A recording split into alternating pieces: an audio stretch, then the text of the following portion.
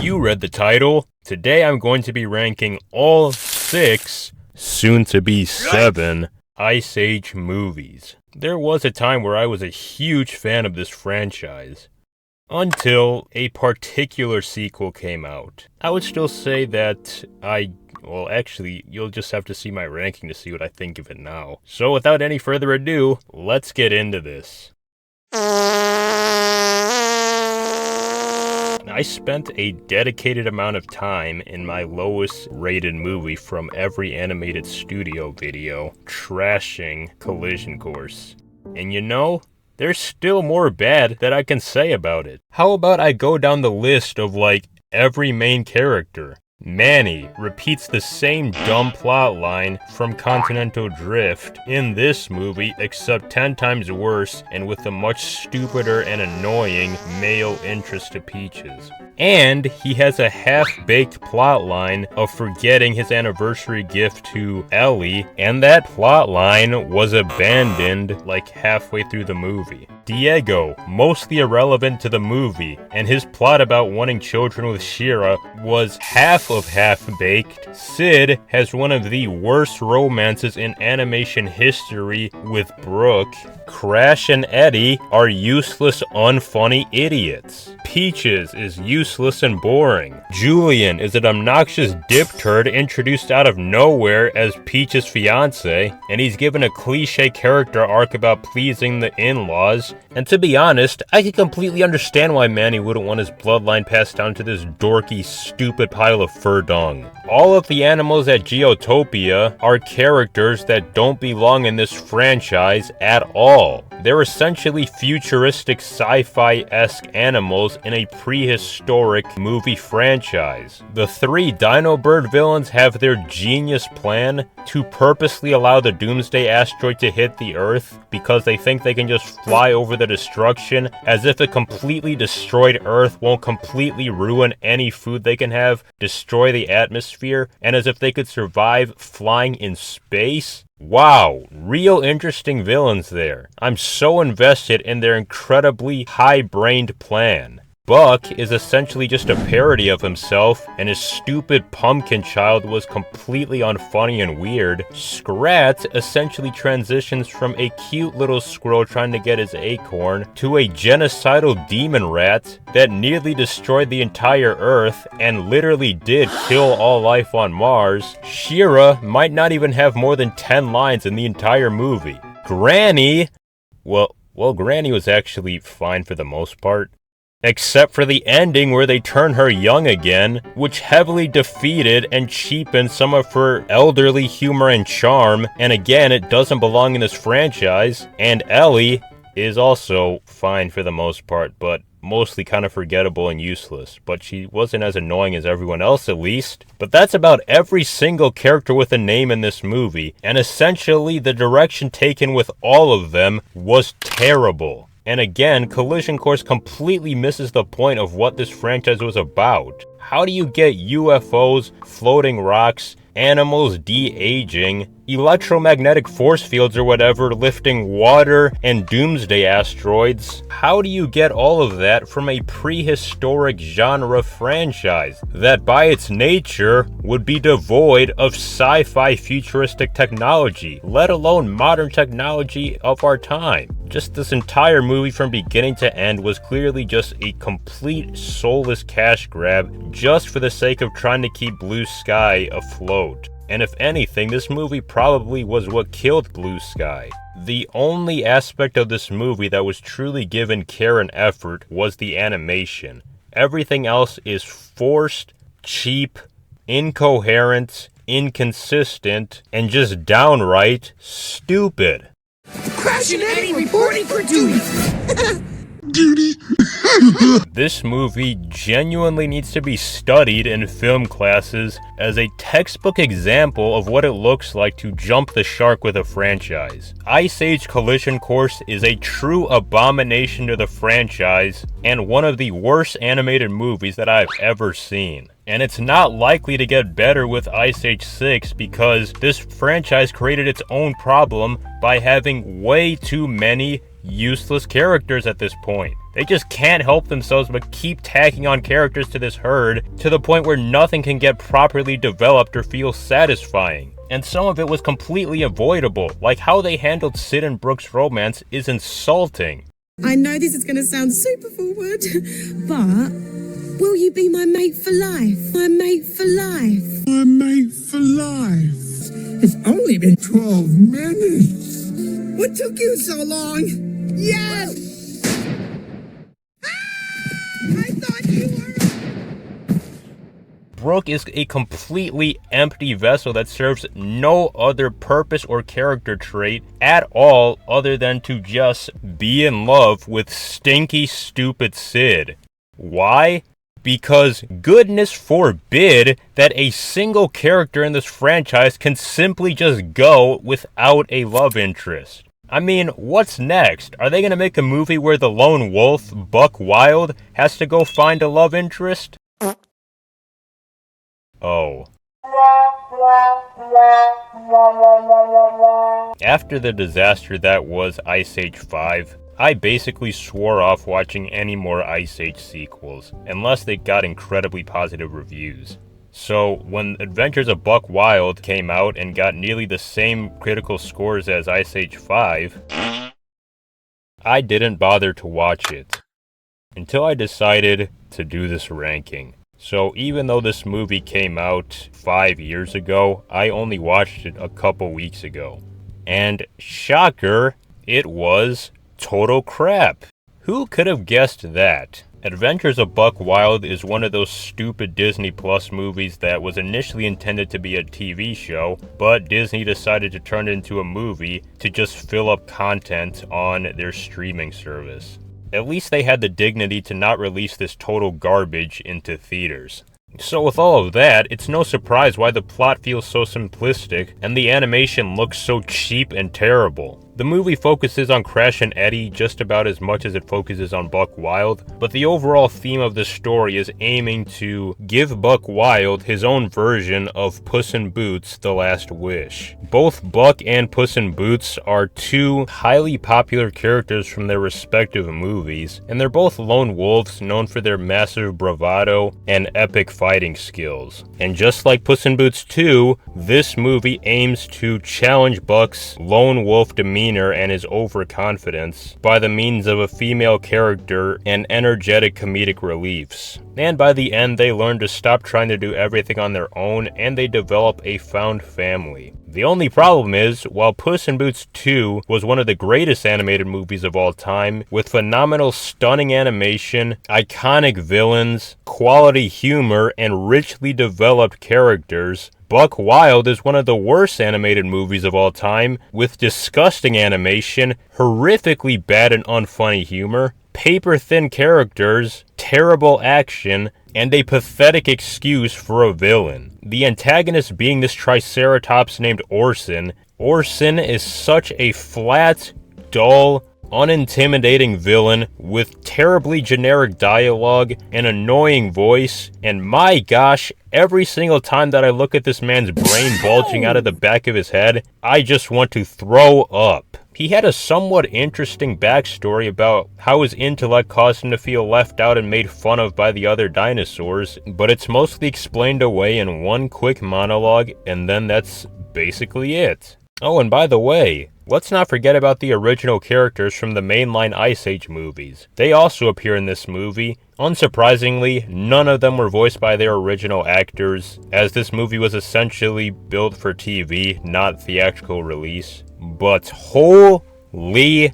crap, do they feel like complete caricatures of their characters from the mainline films. It felt like the writers were trying so hard to depict Manny as his typical, cynical, serious self, but pushed it to a point where he became mean-spirited and utterly stale. They try to make Diego his typical smart aleck self, but instead he just has a bunch of very quick and awkward one-liners that just don't land quite right. Sid was already getting increasingly flanderized as this series progressed, but in this movie, it's like the writers weren't even trying to make him funny. Sid literally comes off like he's actually 2 years old. Sure, Sid was always dopey throughout the mainline Ice Age movies, but he also had a personality beyond that and a compelling desire for community throughout the entire series. In this movie, he's essentially just dumb for the sake of it and has no other characteristic besides that. And every action that he takes is basically the most predictable, stupid thing that you could imagine just to try earning the cheapest laugh possible. For example, there's a moment in the movie where there's a giant boulder blocking the entrance to the dinosaur world. And it takes Manny, Ellie, and Diego pushing with all their might trying to move this boulder. And Sid spits in his hands and prepares to charge at the boulder to push it with all his might. Gee, what do you think's gonna happen? Think that Sid's gonna run into the boulder, bonk his head and fall on the ground having made zero impact? Gee, what a knee slapper!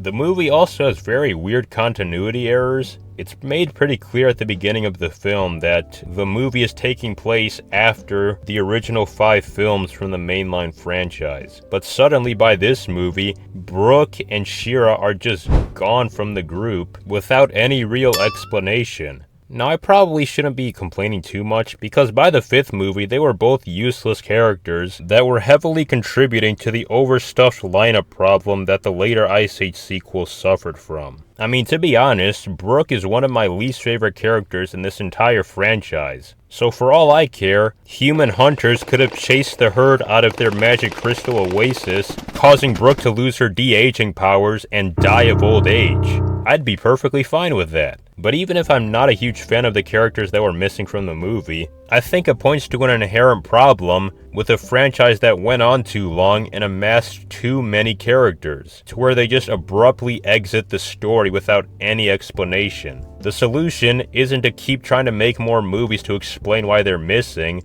it's to just stop making these movies altogether and let this stinking franchise rest. But given that a 6th movie is underway, at the very least, my request is, can we just go back to the human characters? At the very least, can we bring back the baby from the first movie? That sounds like it would be a much more interesting sequel than the total garbage that Collision Course and Adventures of Buck Wild were. The only reason that I put this movie ahead of Collision Course was because by this point I had already completely lost any expectations for this franchise. So I was already prepared for Buck Wild to be a terrible movie. Whereas with Collision Course, I still had high expectations for the franchise and was crushingly let down by how bad that movie was. Also, Buck Wild was clearly less budgeted and not up to theatrical standards, so I cut it a little slack compared to Collision Course, which had no excuse to be as bad as it was with theatrical release money. So I have no real excitement for Ice Age 6, and to be honest, it's just really sad to see one of the highest grossing, most dominant kids franchises transition from fan favorite blockbusters to uninspired, cynical slop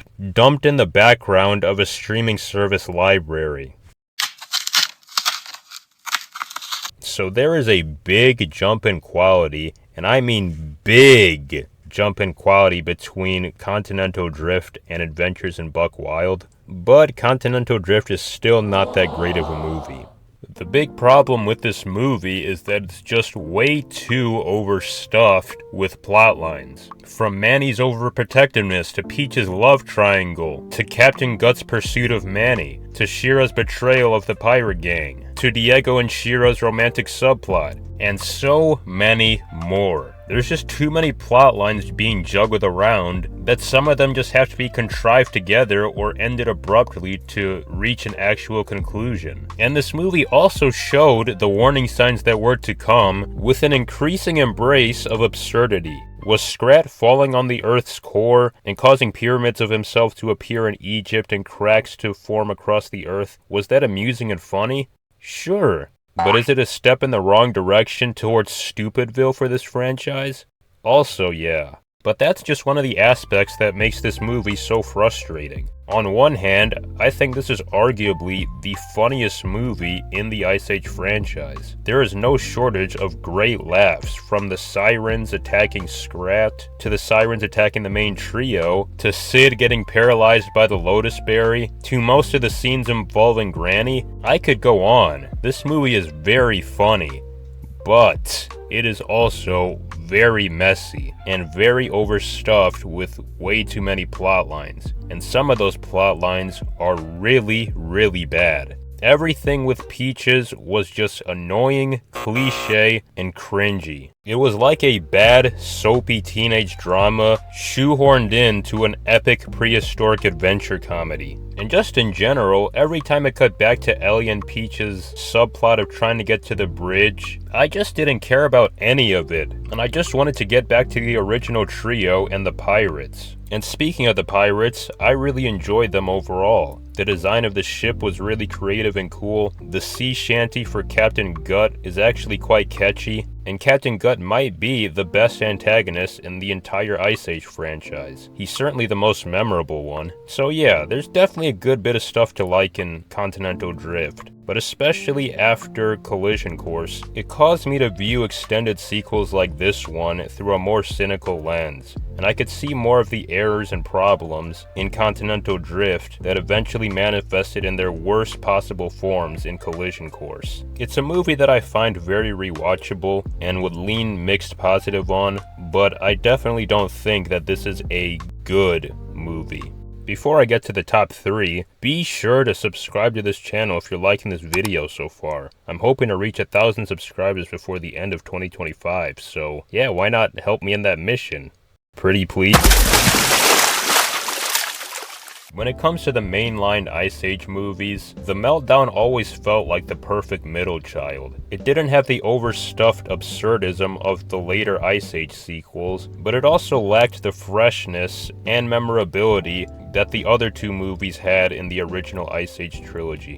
Whereas the first movie introduced us to this prehistoric fiction world, and the third movie spiced things up by introducing us to the dinosaur world, Ice Age 2 just kind of feels like a fairly standard continuation of the first movie, just with the ice melting, hence the name The Meltdown. Don't get me wrong, I'm definitely not saying that this movie lacks freshness or creativity. It definitely has that, and this is a solid movie. It's just that I don't think it has it to the same level or degree as the movies higher up on my list. As I just stated, the main adventure of this movie focuses on our original gang trying to deal with the ice melting, which is a perfectly logical direction to take the franchise after the first movie was all about a gigantic ice storm. Right off the bat, there's a very notable improvement in the animation, which was a huge plus for this movie given its premise, because water is typically one of the harder things to animate for CGI animation, so having a whole movie focused on a massive incoming flood would not have looked as good if it was under the same animation quality as the first movie. And when the action sequences happen, especially in relation to escaping floods and breaking ice, it can certainly be very entertaining. When it happens, at least. To me, The Meltdown feels like a textbook example of a movie where a large chunk of the plot lacks forward momentum. At the beginning of the movie and at the end of the movie, it's really easy to feel the sense of urgency about the melting ice. But for a large chunk of the middle of the movie, that sense of looming danger isn't as present as it should be. The cutscenes with Scrat will show more of the actual melting ice, but when it comes to the original gang that we're following, they're mostly just roaming through dry land. And during this period, they're encountering random obstacles that sometimes don't feel like they have that much impact on the future of the story, such as when they pass through a family of vultures, and the song that they sing is quite good. It still sticks into my head to this day.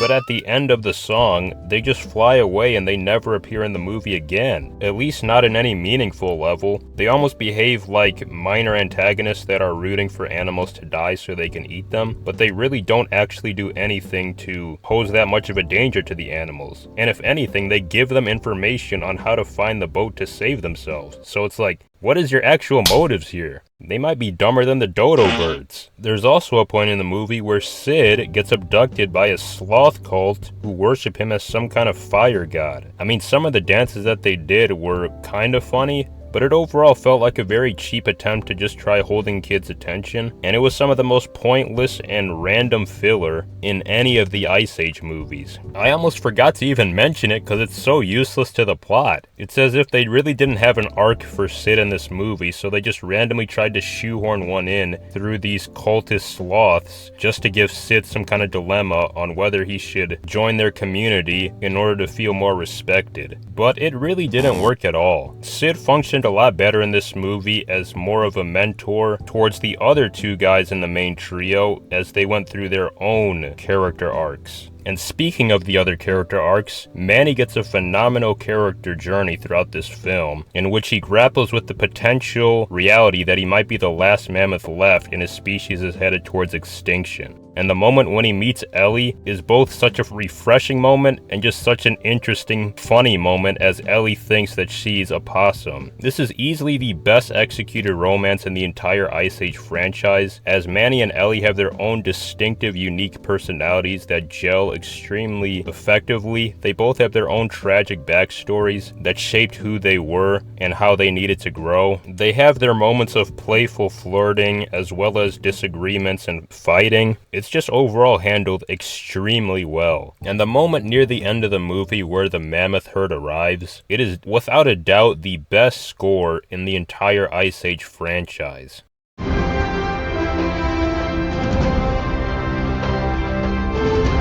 It evokes such epic grandeur, victory, majesticness. It is truly phenomenal. And then there's Diego, who faces his own subplot of being afraid of water and swimming. Now there's definitely a continuity error, as Diego is shown to be perfectly fine running through water in the first movie. However, it's not that big of a deal, and it could easily be explained away by just saying that Diego never actually knew how to swim, and the reality of living in a melting world amplified his fear of all water altogether. But the actual resolution to his struggle was very satisfying and a great lesson on facing one's fears. On some other positives, I really enjoyed the sleazy, soulless armadillo salesman near the beginning of the movie. And of course you can't forget Scrat's epic fight scene with the piranhas.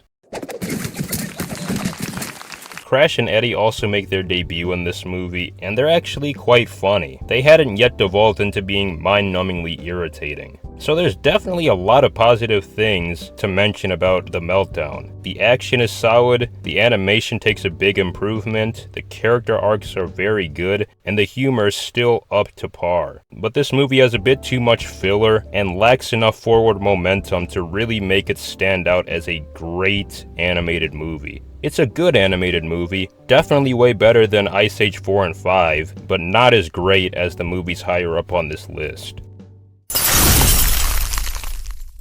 Ice Age, the original. Alright, I'll just get it out the way really quickly. The animation is kinda buns. Even for a more early era CGI animated film, it is still lacking to some extent, especially on the human characters that can have some very uncanny and creepy looking designs. But despite that, the movie still effectively delivered a breezy and charming adventure. Seeing this original movie compared to what the sequels became is certainly very interesting. Whereas the Ice Age sequels mainly prioritized comedy, the original Ice Age movie really took itself a lot more seriously and aimed to go for some pretty gut-punching emotional moments. The most famous of which being the cave scene, which always used to give me the chills as a kid. It's not one of my favorite emotional scenes within animated movies, it's actually just a little more unsettling than actually tear-jerking, but it's still done very effectively. I mean, the scream that Manny gives when his family gets killed by the hunters,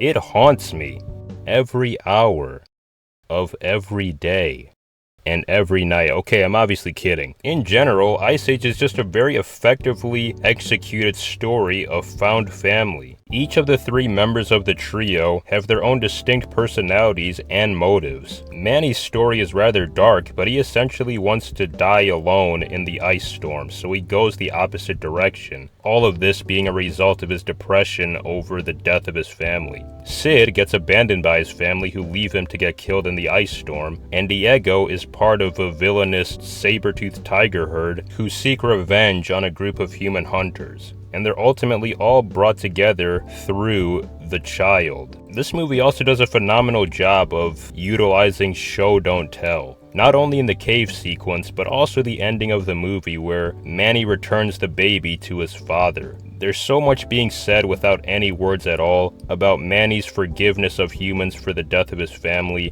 and the man being grateful for the safety of his baby and seeing mammoths in a new light.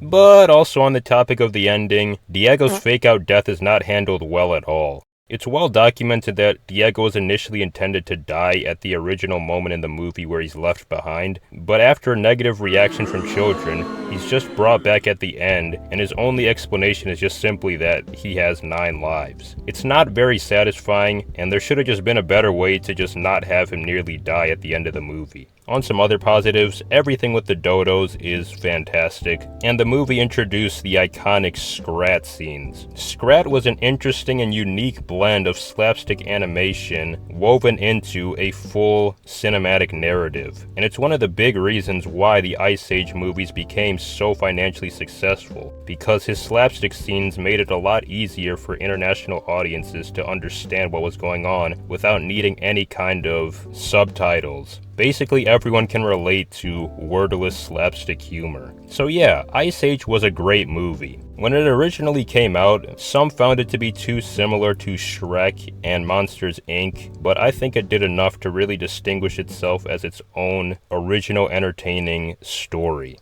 This was Blue Sky's debut movie, and they definitely started off on the right foot. Ice Age: Dawn of the Dinosaurs is just pure fun. It is firing on all cylinders, from epic action, great humor, a refreshing new environment, new characters. It just injects so much new energy into the franchise and would have been a perfect ending point to the original trilogy. Taking the Ice Age franchise in the direction of dinosaurs was a phenomenal idea. After mainly getting through the issues of the direct Ice Age, it wasn't entirely clear where was next to go to create a big, interesting adventure for this franchise. But by introducing the giant reptile monsters, it was the perfect idea to give this franchise some new life and a great new story. As Manny prepares for his first child with Ellie, it causes Sid and Diego to start questioning their role in the herd. This led Diego to plan on leaving the herd entirely, and it also led to Sid raising the 3 dinosaurs as his own children, hence kicking off the plot of the movie. It's interesting that for a franchise called Ice Age, majority of this movie is actually spent in a jungle. But despite that, it's still one of the most breathtaking environments in the entire Ice Age franchise. Buck is also a standout character. Even for people who didn't really like the Ice Age sequels, most of them still have to admit that Buck was enjoyable in this movie. He's so adventurous, he has an interesting backstory, he's funny, he's chaotic, he's crazy, but not in a super annoying way. And along with Buck, this movie also introduces us to female Scrat. This added a whole new layer and dynamic to Scrat's battles for his acorn, as he's now having to be in competition with female Scrat, both having a crush on her and also wanting the acorn. And the movie also has a fantastic structure to its rescue mission of Sid. Buck lays out the whole map and journey of what the herd has to do to find Sid, and it gives the story forward momentum, and each environment that they stop at is creative in its own way and extremely entertaining. From the jungle of misery, the chasm of death, the plates of woe. Whoa! All of that stuff was entertaining and unique. Sid's relation with the baby dinosaurs and the mother dinosaur also had many fantastic moments, and it really gave Sid's humor time to shine. Hush, hush, you mean this? I'm your baby, and this is... Whoa, whoa, whoa, whoa, whoa, whoa, whoa, hey, hey, hey!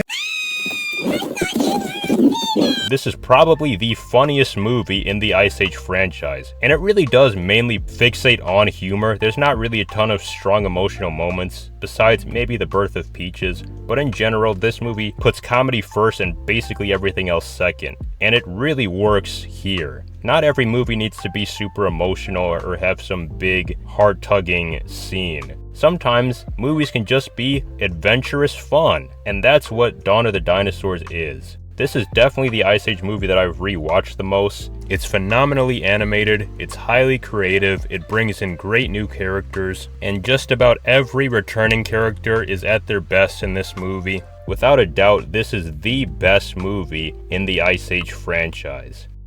But that is the video. Thank you for watching. Be sure to let me know your Ice Age ranking down below. Be sure to hit that subscribe button and comment on what franchise or studio that you want to see me rank next. Thank you for watching, and I will catch you in the next video.